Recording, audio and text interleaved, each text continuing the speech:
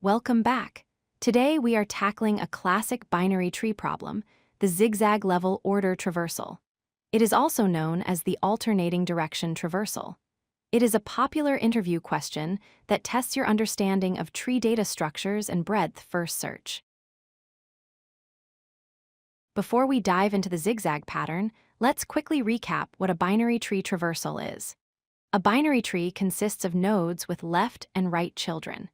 Traversal simply means visiting every single node in the tree exactly once, following a specific set of rules. Here is the key difference.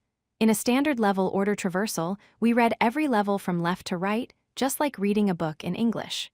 However, in zigzag traversal, we alternate. Level 0 is left to right. Level 1 switches to right to left. Then level 2 switches back to left to right, and so on. Let's visualize this. Look at the path. We start at the root node 3. Then, instead of reading 9 then 20, we go backwards, 20 then 9. For the next level, we switch direction again, reading 4, 5, 15, and 7.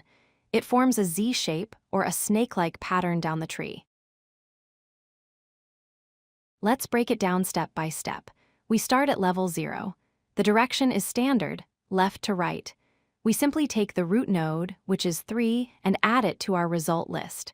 This part is exactly the same as a normal breadth first search. Now we move to level 1. The direction flips. We need to process nodes from right to left. So, instead of adding 9 and then 20, we add 20 first and then 9. In our code, we still visit nodes normally, but we can just reverse the list of values for this level before saving it. Moving to level 2, the direction flips back to normal, left to right. We process the children of the previous level's nodes.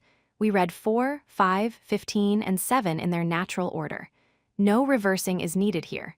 We just append this list to our final result. So how do we code this? We need 3 things.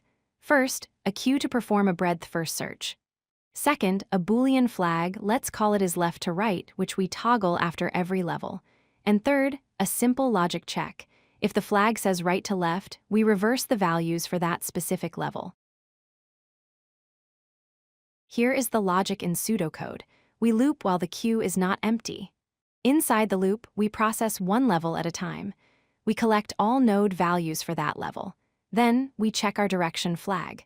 If it indicates reverse order, we simply reverse our current levels list. Finally, we add it to the result and flip the flag for the next iteration. Finally, let's look at performance. The time complexity is big O of n because we visit each node once. The space complexity is also big O of n because our queue might store up to half the nodes in the tree at the widest level. This is efficient and optimal. If you like this video, hit that like button and don't forget to subscribe. Visit codelucky.com for more such useful content.